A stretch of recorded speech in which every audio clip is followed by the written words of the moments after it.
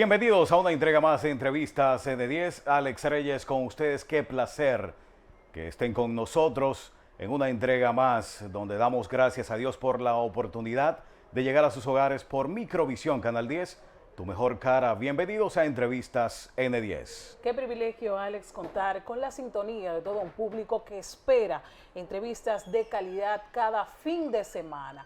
Pues este fin de semana, valga la redundancia, sin lugar a dudas, tendremos una persona que promete hablar acerca de los proyectos y los planes que hay para con la República Dominicana.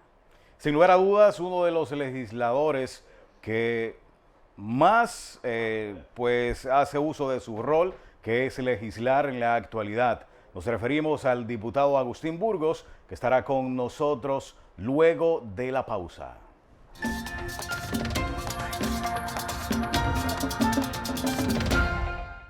Son muchos los temas que están en la palestra pública, los cuales podemos debatir con una persona de suma conocimiento en el tema. Pues hablaremos desde las leyes que se encuentran en el hemiciclo hasta la situación política en esta provincia de La Vega. Bienvenidos, doctor Agustín Burgos. Gracias, muy elegante ambos. Un honor estar aquí con ustedes. Sin lugar a dudas, el honor es nuestro, doctor. Doctor, el escenario político en la actualidad, ¿cómo usted lo visualiza?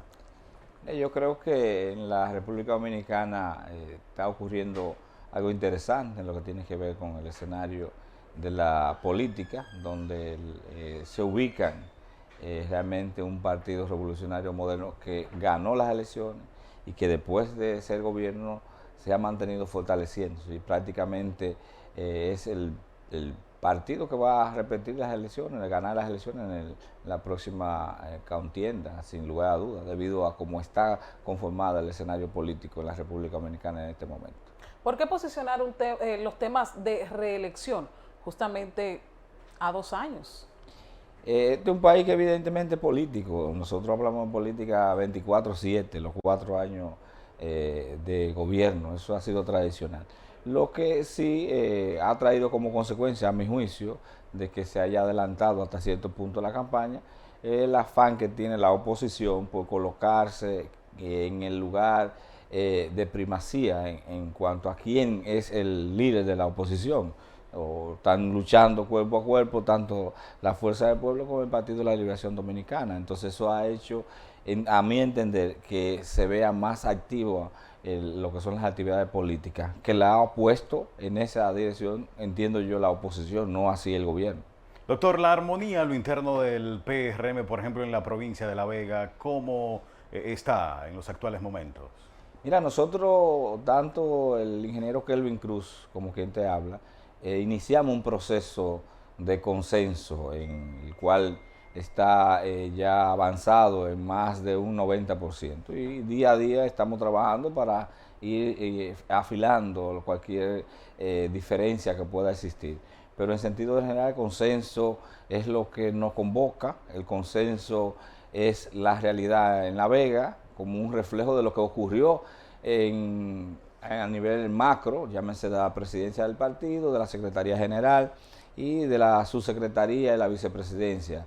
Entendemos nosotros que ese es el camino que tiene que transitar el PRM, un partido que está en el gobierno, con un presidente que está haciendo un excelente ejercicio de mantener este país en la estabilidad, en el desarrollo, frente a crisis como es la pandemia, como fue la misma en guerra, ya no se puede decir Rusia y Ucrania, ya es una guerra prácticamente de Rusia con la mayor parte de los países de Europa y el mismo Estados Unidos, que tú no puedes al momento establecer fecha de caducidad de ese proceso bélico que se está llevando a cabo. O sea, frente a eso, tuve un presidente que trabaja prácticamente 17, 18 horas al día, fajado a favor de este país, y el PRM, como sostén de ese gobierno, tiene que colocarse al nivel del esfuerzo que ha hecho el presidente. ¿Y cómo se coloca? Bueno,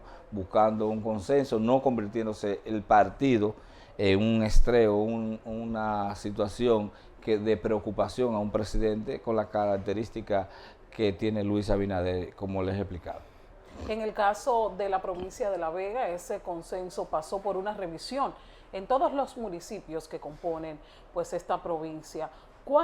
Explíquenos un poco acerca de ese proceso, sobre todo el manejo de la información. Mira, nosotros tenemos consenso en Constanza como municipio, con sus distritos. Tenemos consenso en Jarabacoa, en Buenavista y Jarabacoa municipio. En Manabao se está entrando en un proceso que yo entiendo que antes del día de mañana irá ya afinado totalmente. Aquí en La Vega, si nos vamos a la circunscripción 1, en Jima y Rincón, no está en esa tesitura, aunque hemos hecho esfuerzos para ver cómo ellos logran el consenso, pero a la actualidad no está. En el caso del municipio cabecera de aquí de La Vega, nosotros tenemos consensuado el 90% de las estructuras partidarias aquí, o sea, se ha hecho un gran esfuerzo con el liderazgo del municipio, tanto Wilson Rodríguez, el doctor López Solís, Kelvin Cruz, y nosotros, que fuimos los dos que iniciamos el proceso, nos hemos reunido y estamos en la disposición de reunirnos cuantas veces sea necesaria para lograr ese consenso que debe conducir el proceso de convención del partido. A propósito de este tema, miramos recientemente posiciones encontradas de una corriente política que muchos dicen que existe a lo interno del PRM en el municipio de La Vega. Los Wilson Rodríguez, Esteban y demás, ellos mostraron como cierto disgusto. ¿Ya ha habido un diálogo, un acercamiento en esa tesitura?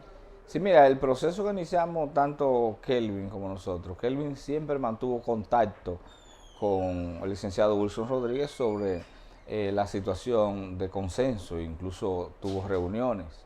Luego, cuando vino una parte de la Comisión de Santo Domingo, más o menos escuchar las partes, posterior a eso nosotros nos reunimos y tenemos prácticamente pactada la convención aquí en La Vega en base a un consenso. Te repito, nosotros estamos consensuados en el municipio de La Vega en más de un 90%, gracias a Dios. Y estamos, evidentemente, trabajando minutos a minutos para que el consenso sea total. Siempre estando abierto a que si en caso hipotético no se pudiera lograr, existen procesos convencional que pueden al final ser la solución, pero eso sería el último de los escenarios que nosotros nos hemos planteado. El primer escenario es el que nosotros hemos transitado, encabezado por Kelvin Cruz y quien te habla, de el consenso en aras de la armonía del partido y el gobierno. Desde que cuando éramos PRD, cuando se perdió en las etapas la armonía entre partido y gobierno, nos sacaron del poder. Entonces nosotros entendemos que el Partido Revolucionario Moderno ya no debe llevar la M de más. O sea, si somos modernos, la modernidad tiene que traer la experiencia de lo ocurrido anteriormente. Como dicen en el campo, los tropezones te hacen levantar los pies. O sea, nosotros la madurez que han presentado los dirigentes de aquí del municipio, aún esas situaciones que se han presentado con la persona que tú mencionas, que es su derecho que tienen, porque también son personas que han militado y que tienen tiempo trabajando política y que también tienen una visión diferente en un momento dado, en un consenso. Pero la idea general es que se logre llegar, como nosotros hasta ahora estamos logrando, en una misma dirección, en un mismo objetivo y con un mismo propósito, que es mantenerle al presidente de la República lo menos ruido partidario posible para que siga desarrollando el gobierno que está desarrollando. Precisamente, doctor, esos procesos internos que hacen que varias figuras políticas pues entren en discrepancia o por así decirlo, en oposición dentro del mismo partido, marca una prueba de fuego, pues así lo vemos desde el punto de vista social, en cuanto al crecimiento y la evolución que puedan tener esas figuras que no están de acuerdo con la mayoría del partido. ¿Tiene esto que ver algo con lo que es que no esté de acuerdo Guido Gómez Mazara y que haya puesto pues la democracia del PRM pues en tela de juicio? No, mire, yo entiendo que en el escenario de aquí de La Vega la situación de inconformidad o de desacuerdo por un proceso armónico del partido, nada tiene que ver con incidencia de que sea Guido Gómez Mazara. O sea, la persona que tiene relaciones con Guido Gómez Mazara aquí de amistad y política han actuado porque entienden en el escenario de aquí de La Vega que la situación no es como ellos entienden que debe de ser, pero no por ninguna incidencia de Guido Gómez Mazara, que no se prestaría a esa situación. O sea, eso es ajeno a esa relación Guido Gómez Mazara, el territorio, municipio de La Vega. Doctor, hemos visto en los últimos días innumerables cuestionamientos en redes sociales de personas que atacan al partido en cierto momento, otros lo están haciendo porque entienden de que el proceso, por ejemplo, judicial que se está llevando a cabo no es diáfano. Muchos consideran que hay figuras dentro del partido que han ocupado posiciones que deben de ser judicializados. El doctor Agustín Burgos, ¿cómo vislumbra en un futuro inmediato este panorama que muchos consideran sombrío? Mira, yo entiendo que la mejor muestra la dio el presidente de la República, que en campaña se comprometió con un Ministerio Público independiente. Llegó a la presidencia y el Ministerio Público es independiente. O sea, tú no has visto ninguna incidencia del presidente o del gobierno hacia el Ministerio Público.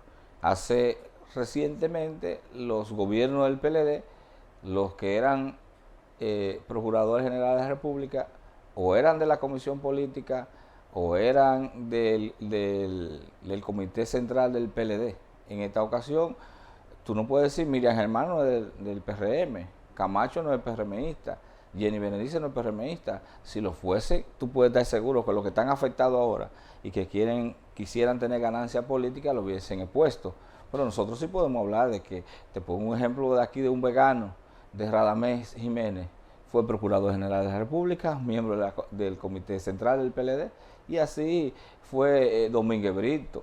O sea, en este caso nosotros es totalmente diferente. Por eso nosotros no tenemos ninguna intranquilidad como gobierno ni como partido de que ese Ministerio Público, llámese quien se llame, cuando tenga alguna denuncia, una querella que hacer, lo va a hacer. Si son funcionarios públicos del gobierno de Luis Abinader, ustedes han visto cuál ha sido la conducta que el presidente ha tomado. O sea, nosotros creemos firmemente en que el Ministerio Público se siga manejando de manera independiente, y quien tenga proceso pendiente o nuevos procesos serán judicializados y que la justicia decida. Esa es la posición del gobierno y principalmente del presidente Luis Abinader. Figuras políticas de la oposición dicen, ¿y sus políticos dónde están? ¿Qué les responde Burgos? ¿Perdón? Figuras políticas del PLD dicen que ¿y sus políticos por qué no son sometidos? ¿Qué les responde Burgos en ese sentido? No, porque es que nosotros, el Ministerio Público no está sometiendo políticos ni no políticos, está sometiendo ciudadanos que actúan al margen de la ley. El ciudadano que se mantenga al margen de la ley, llámese político del partido de gobierno o de la oposición, tiene que cumplir ante la ley. Esa ha sido la política con mira a que este país tenga consecuencias. Es la política que ha planteado Luis Abinader cuando llegó al poder. Ministerio Público Independiente. Usted no ha visto que en ningún pueblo o municipio se ha nombrado un fiscal porque levantó una bandera del PRM. Usted, les repito, no puede decir que Miriam Germán es del PRM, ni los dos compañeros que le asisten, Camacho ni Jenny. O sea, nosotros no estamos pendientes de que si detrás de un político, detrás de esto, de si lo somete o no lo somete, porque eso no es un tema de gobierno. El gobierno lo puso claro, inmediatamente Luis Abinader asumió la presidencia y coloca un Ministerio Público Independiente, sabe que en la agenda del gobierno no está que si un político X o lleva a caer la justicia. Ese Ministerio Público sabrá, sean PRMistas o no sean PRMistas. Luis Abinader dijo que tenía compañeros y amigos, pero que no tenía cómplices. Usted se recuerda de esa frase y lo ha demostrado, no a mano de palabra, porque está ocurriendo. O no han señalado PRMistas dentro de la justicia, del Ministerio Público. Lo han sometido, incluso tienen proceso. O sea, por ahí es que el país tiene que derrumbarse. Y nosotros lo vemos hasta penoso, que la oposición, corriéndole a un ministerio público independiente se ha opuesto a que se modifique la Constitución con un tema específico que el presidente le dijo, o sea, y que lo ha expuesto, simplemente colocar en la Constitución de la República que el Ministerio Público sea de manera independiente. La oposición es que le ha corrido a eso. ¿Por qué le corre? Porque quiere, en su ilusión de volver a dirigir este país, tener la facultad de volver a poner un miembro de la Comisión Política, un miembro del Comité Central de su partido como Procurador General de la República. Por eso que le corren a que en la Constitución se plasme y quede fijo la independencia del poder del Ministerio Público. Ellos son los que tienen que preocuparse y ellos son los que tienen que decirle a este país por qué no quieren que el Ministerio Público se mantenga de manera independiente establecido en la Constitución de la República. Esa sería la pregunta que yo le hago a los amigos de la oposición. Sin embargo, en este mismo escenario decía recientemente Bolívar Marte de que duda de ese accionar de un Ministerio Público Independiente porque él entendía o ellos entienden de que no ha habido como esa rudeza o certeza en casos que han sido señalados de forma dudosa en el gobierno. Mira, yo lo que le recomiendo a Bolívar, que si él o gente de su partido tienen algún expediente o alguna cosa, pueden constituirse en querellante. Y una vez lo hizo Vincho Cantillo, que se creó en actor en contra del expresidente, o sea, lleno de venganza, lleno de cosas. Ahora ellos tienen un escenario propicio para que cualquier ciudadano que entienda que un funcionario público de este gobierno está haciendo algo incorrecto, que lleve Bolívar ese expediente. Por ejemplo, yo recuerdo que en el primer cuatrenio nuestro como diputado, yo llevé a la Procuraduría el caso del Morillo King, sí, que ellos, lo recordamos, que ellos distrajeron cerca de 700 millones de pesos, y yo lo fui y se lo llevé, y tengo el documento que se lo entregué a Laura Pelletier, cuando eso, que era la que perseguía la cosa. Ese documento. Y sin embargo, no ocurrió nada hasta que ahora, en esta investigación que involucra el expediente al hermano del expresidente Danilo Medina, sale el caso del Morillo King. Entonces, el partido de Bolívar tiene diputados y diputadas de aquí de La Vega y del país que hagan su papel. Si tienen alguna acusación o tienen algún conocimiento de una actuación incorrecta de lo que estamos ejerciendo el poder, que vayan y usen las herramientas que le pone a disposición el Ministerio Público a través de Miriam Germán. O sea, lo demás es simplemente decir, o aquí lo que hay que preguntarle a Bolívar es las pruebas contundentes que el Ministerio Público ha puesto sobre el caso Jean Alain han podido ser reputadas. Jean Alain tiene 1 año preso, ha podido salir de libertad. Entonces, y son pruebas que están ahí y tienen la mejor está de abogado y ha podido demostrar algo contrario a lo que se ha expuesto. El hermano del expresidente Danilo Medina ha podido sustentar algo en contra de las acusaciones que se le han hecho precisas y concisas.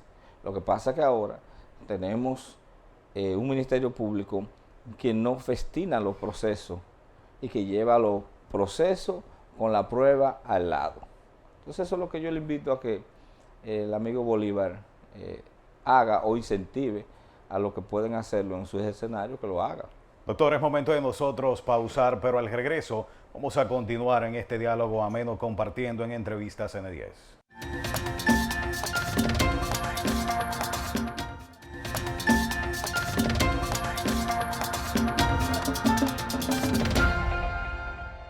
Muchísimas cosas hemos hablado en esta mañana y es que Obras de La Vega dentro de expedientes de caso de corrupción.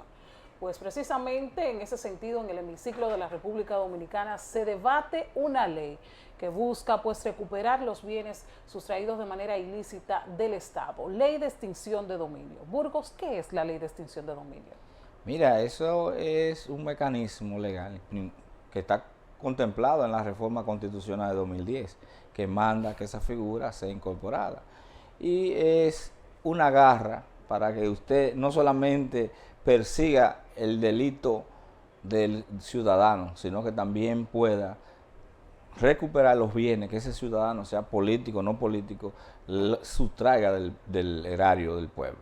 Entonces, de eso se trata, y en el Congreso ha llamado mucho la atención por las diferentes situaciones y posiciones que tenemos los partidos políticos frente a esa importante ley que es de extinción de dominio, que garantiza que si Agustín Burgos mañana pasa por una función pública, defalca esa institución, lo someten por defalco, pero también que pueda devolver el dinero, o que tú puedas coger ese dinero y volverlo al pueblo. Aquí en la actualidad en el país hay cerca de 10 jets privados que están incautados, y hay como 6 que ya no funcionan o que están deteriorados, porque no hay un mecanismo que el Estado pueda coger esos bienes y convertirlo en dinero a favor del pueblo o darlo al servicio del pueblo. Esa es la realidad. Por eso la importancia de la ley de extinción de dominio. ¿Considera Burgos que debe de ser retroactiva? Mira, yo creo que el proceso de retroactividad es lo que ha creado un poquito de situación. Sí, que como que ha mantenido como los procesos son dinámicos en la justicia, yo entiendo que sí tiene que tener grado de retroactividad, porque ¿cuántos expedientes hay ahora en la justicia? Entonces, si tú no la pones de modo retroactivo, es decirle a la población, bueno, yo voy a hacer una ley de extinción de dominio basado en el borrón y cuenta nueva, a partir de ahora. Y eso no es posible. Eso no es posible. ¿Qué ha limitado, pues, que sea aprobado este proyecto si tiene más cosas buenas que negativas? Bueno, el grado o la extensión hasta qué tiempo sería retroactiva, y la figura de la ilusión, que también ha traído controversia. Esos son los dos puntos que tiene más o menos paralizado hasta cierto punto el proyecto. ¿Pero consideran ustedes que en lo adelante, en un futuro no muy lejano, podría esto ser una realidad en la República Dominicana? Mira, ya la comisión que estudia el proyecto ya dio un informe favorable. O sea, ya eso es simplemente en los próximos días ser sancionado tanto por la Cámara de Diputados como el Senado. Y ahí se van a abrir los debates.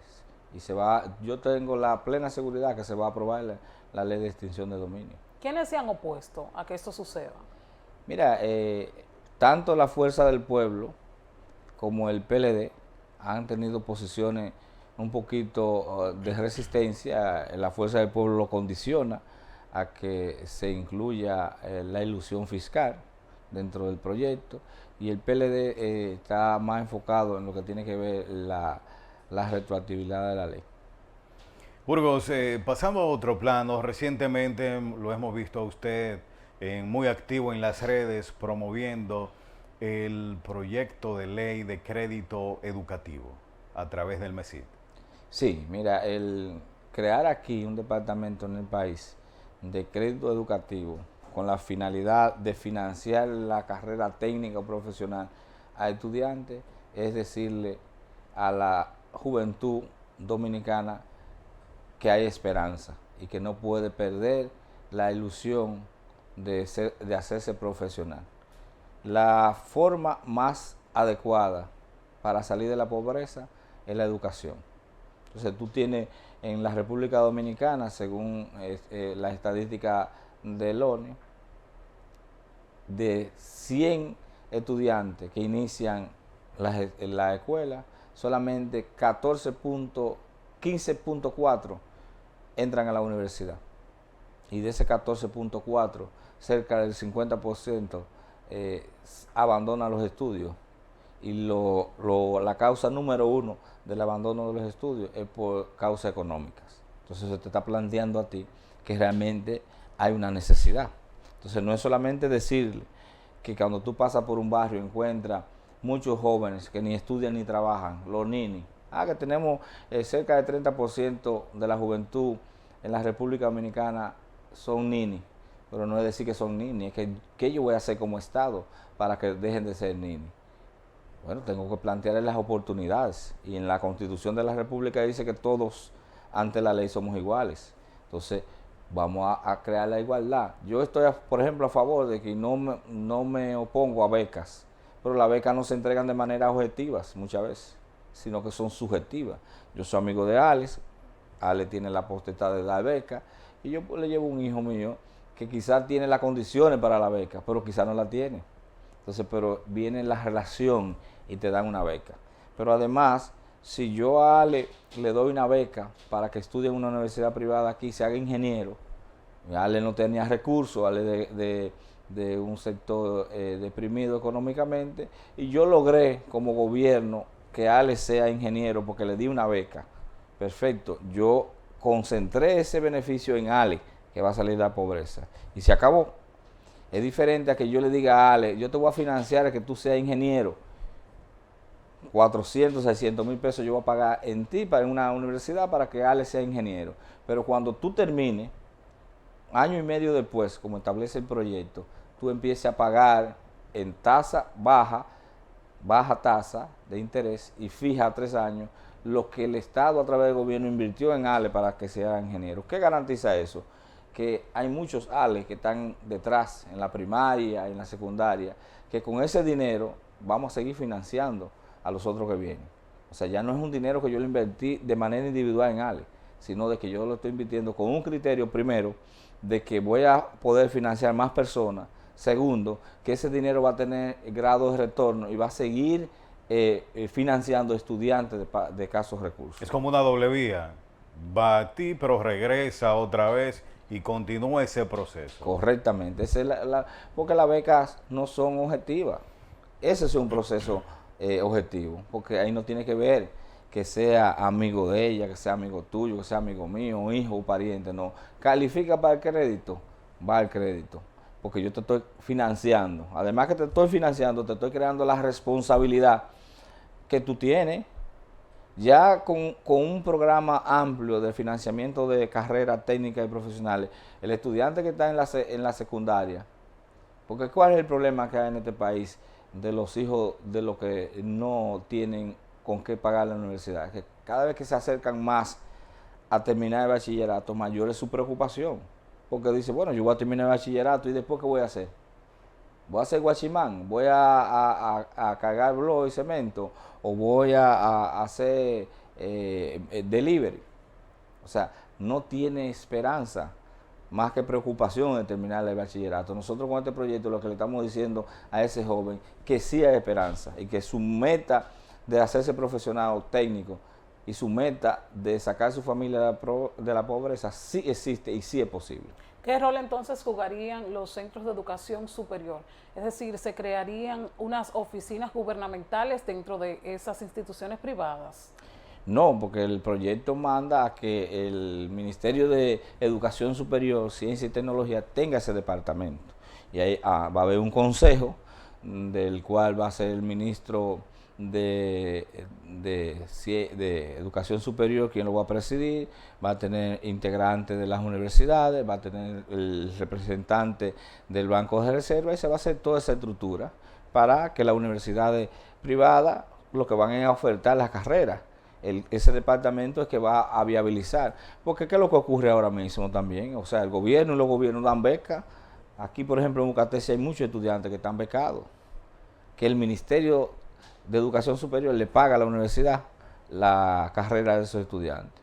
Eso existe. Lo que estamos es hablando de un financiamiento, crédito educativo, que incluso hasta ese mismo dinero que se está invirtiendo en esas becas que se están dando aquí en la universidad del país, si tú lo conviertes en vez de beca bajo esta modalidad de crédito educativo, pon tú que el Ministerio de Ciencia de Educación Superior invierta en becas al año 50 millones de pesos, vamos a suponer.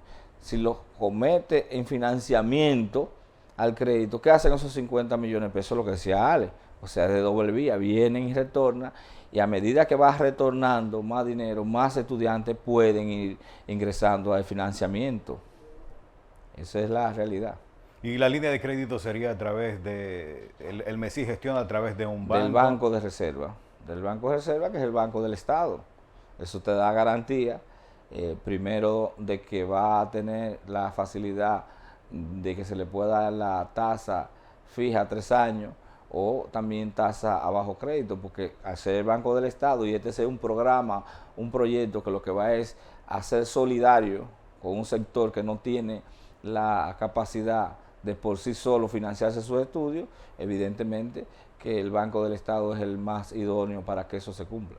¿En qué etapa se encuentra este proyecto? Mira, ya en la Cámara de Diputados se aprobó en 2 lecturas, ahora fue al Senado, el Senado lo conoció en esta semana y lo mandó a la Comisión de Educación Superior, Ciencia y Tecnología del Senado, que preside el senador Franklin Peña de San Pedro de Macorís, con el cual yo hablé hace 2 días y tiene toda la disposición de que a principios de semana, el lunes o el martes, conocerlo en la comisión y ver cómo lo podemos poner en agenda para que el Senado lo apruebe en esa Cámara. Y de ahí ir al Poder Ejecutivo para que el presidente de la República ya pueda observar, ver el proyecto y convertirlo en ley. Doctor, pasando a otro plano en materia de seguridad, hay muchas quejas en República Dominicana desde la Cámara de Diputados. ¿Qué proyectos tienen ustedes para motivar una mayor seguridad en el país? Mira, nosotros como Cámara de Diputados, el ambiente que se vive ahí, es la exigencia que se está haciendo a diario de que la policía sea reformada, o sea, la reforma policial. Pero si tú enfocas, porque la delincuencia no solamente debe combatirse con recriminación, sino también con oportunidades. Por eso es la importancia del proyecto que acabamos de hablar. O sea, porque eso tiene que ver con la disminución de la delincuencia, porque cuando tú le propicias, le facilitas a los estudiantes una carrera técnica o una carrera en una universidad financiada, tú los sacas de ese cultivo propicio de no hacer nada en una esquina que puede inducir a la delincuencia y lo va sacando. Eso es una parte de una forma de combatir la delincuencia. Y nosotros esperar en el proceso que se está haciendo la reforma de la policía, que es evidente. Si nosotros no podemos revisar las declaraciones que dio recientemente el ministro de Interior y Policía, aquí en los últimos años se engancharon a la policía gente con menos de 3 meses de entrenamiento, con menos de 3 meses. Entonces, ¿cómo tú puedes poner una gente con una arma de fuego, una cosa con menos de 3 meses en la calle a combatir la delincuencia? Evidentemente que tiene que haber una falla en la formación y en el concepto claro de cuál es el papel que debe jugar un policía. Entonces en eso debe trabajarse profundamente. ¿Qué le hace falta a la sociedad para reducir esa agresividad y esa violencia que se está viviendo en los últimos tiempos? Mira, la violencia que se está dando y mucha delincuencia que se da la sensación de que ha aumentado. Nosotros lo asociamos con los duros golpes que le está dando el presidente de la República y el gobierno a lo que es el tráfico de drogas. Aquí se han incautado drogas como nunca antes. Entonces eso es una cascada, porque cuando tú decomisas kilos y kilos de droga, esa droga no llega a los barrios, al microtráfico. Entonces si tú tienes como modo vivente la distribución micro de este tipo de sustancias y a ti se te corta esa forma de tú, entre comillas, ganarte la vida, evidentemente que eso podría ser lo que está ocurriendo, que ha provocado que aumente la delincuencia. Es decir, esa oleada que estamos viendo pudiera ser producto de este comercio irregular que se está viendo afectado. Correctamente, y tú le agregas a eso cualquier incentivo que viene ocurriendo también desde el frente de la oposición, te da respuesta de que no es tampoco muy casual lo que está ocurriendo. Incentivo de la oposición a este auge delincuencial. Claro, tú sabes que aquí hay muchos métodos de hacer política. Y no existe un plan que lo combata de manera directa desde donde esté la necesidad primaria. O sea, dejando de lado ese plan general que toma un tiempo, lógicamente, poder ejecutar. Claro, el presidente de la República ha implementado un plan que ya se ha implementado en otra ocasión, que es el patrullaje mixto, y se ha visto que ha causado una significativa reducción. Pero hasta que aquí no se haga un plan macro a largo plazo de inclusión social y de reforma policial, nosotros vamos a tener foco de delincuencia. Esa es la realidad.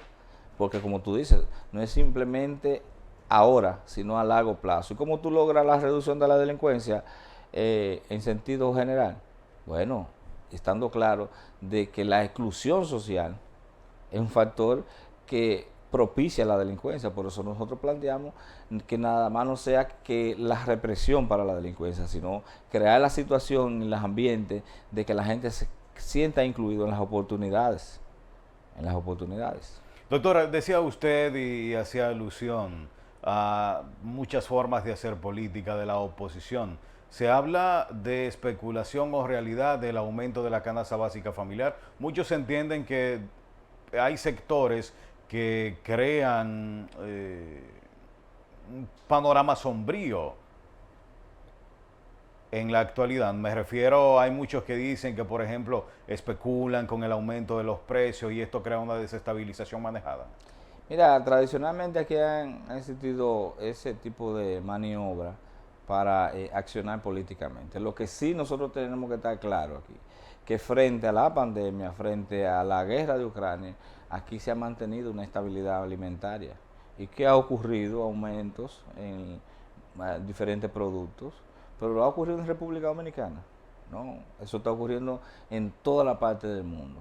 Que en República Dominicana, con relación a los países de Latinoamérica y del Caribe, es donde menos ha ocurrido. Esa es la realidad.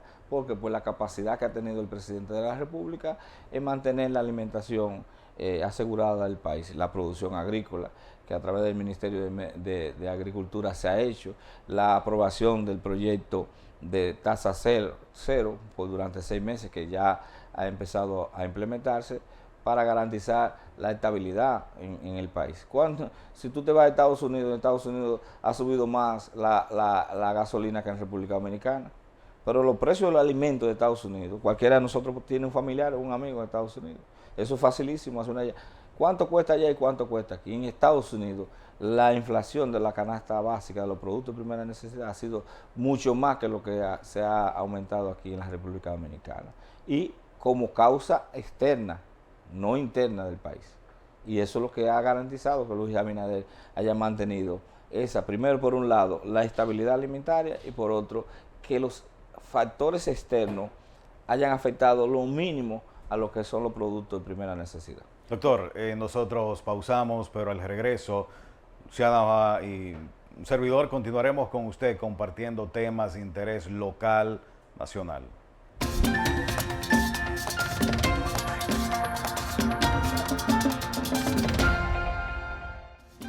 Gracias por mantener su sintonía con Entrevista N10. Hablábamos antes de la pausa acerca de la importancia de los precios que se mantengan en la canasta básica familiar. Justamente para eso se aprobó la ley 622 de cero arancel a la importación y fue muy criticada por la oposición, puesto a que esta contempla la importación del pan sobao y también del pollo y del huevo desde Bélgica y Brasil. Sí, mira, yo creo que lo más importante de esto con la transparencia que se ha hecho. Se pidió en la oposición, reclamó y se hizo un consejo que es el que va a dar los permisos. ¿Qué ocurría antes en los gobiernos del PLD? Que tú ni sabías a quién se lo daban, ni cómo se lo daban.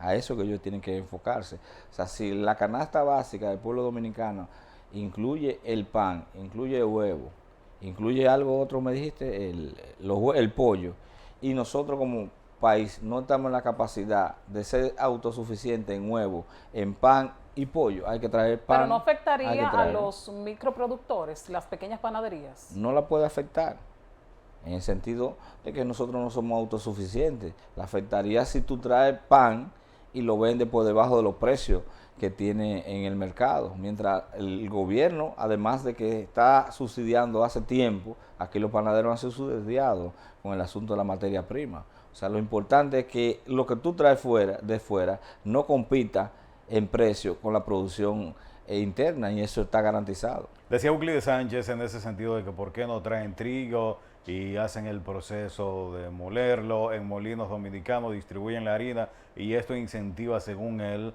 y crearía fuentes de empleos en los pequeños comercios. Pero Euclides Es que menos tiene que hablar de eso, porque el líder sabe que hizo con Molino Dominicano. ¿O eso lo olvidó? Lo que fue que Leonel hizo con las empresas estatales de aquí, incluyendo a Molino Dominicano. O sea, es buscar una forma, la oposición lo que quiere es buscar una forma, traigan el trigo para que en el proceso se dilate el asunto y decir que no hay pan en el mercado. Entonces, eso es una forma de no sé, o sea, oposición por oponerse. Él lo que tiene que hacer es vigilar que el proceso de importación, los permisos se den de manera adecuada, que reciban la gente, que se cumpla con todo. Vigile, ese es su papel como oposición, que vigile que el proceso esté, y donde haya falla, que critiquen el proceso. Doctor, entramos ya en los minutos finales. El futuro político de Agustín Burgos en la provincia de La Vega, ¿va o no como precandidato o candidato a senador por el PRM? Ya nosotros estamos enfocados en la actualidad en la convención del partido, que el proceso se haga de manera democrático y en consenso, primero, y después, cuando pase ese proceso, nuestra primera aspiración es que el presidente de la República, Luis Abinader, continúe después del 24. Ya cualquier aspiración individual nuestra va a estar sustentada en el interés macro y principal nuestro, que es que el presidente Luis Abinader siga en el proceso. Estamos en un proceso de escucha, mucha gente, muchos PRMistas, la realidad es que están pidiendo que haya un candidato del PRM a senador por la provincia de La Vega. Esa es la situación.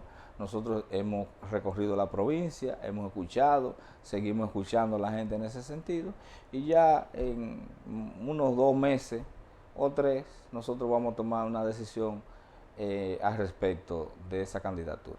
¿Hay otras personas que aspiran a puestos electivos dentro del partido, que sean rostros nuevos?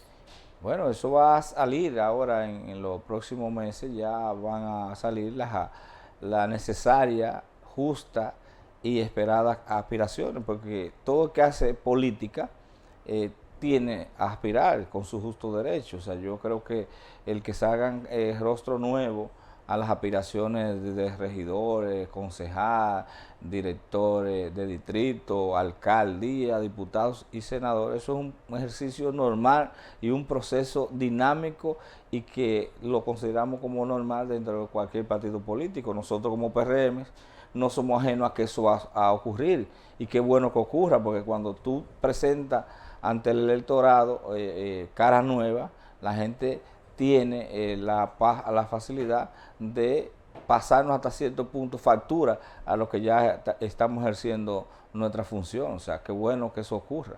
Doctor, en 30 segundos, un mensaje final al pueblo de La Vega y al país que lo mira en este momento. Mira, yo quiero decirle que nosotros como país, y específicamente como veganos, tenemos que darle todo el apoyo necesario a este gobierno del presidente Luis Abinader, que frente a esta crisis de la pandemia, de la guerra de Rusia y Ucrania, ha mantenido una postura a favor del país, a favor de la patria, a favor de la estabilidad alimentaria, a favor de la democracia, a favor de la estabilidad de la economía dominicana. Nosotros entendemos que es una persona que merece todo el apoyo del pueblo dominicano. Muchas gracias, doctor, por acompañarnos. De verdad que fue muy ameno este diálogo, muy completo.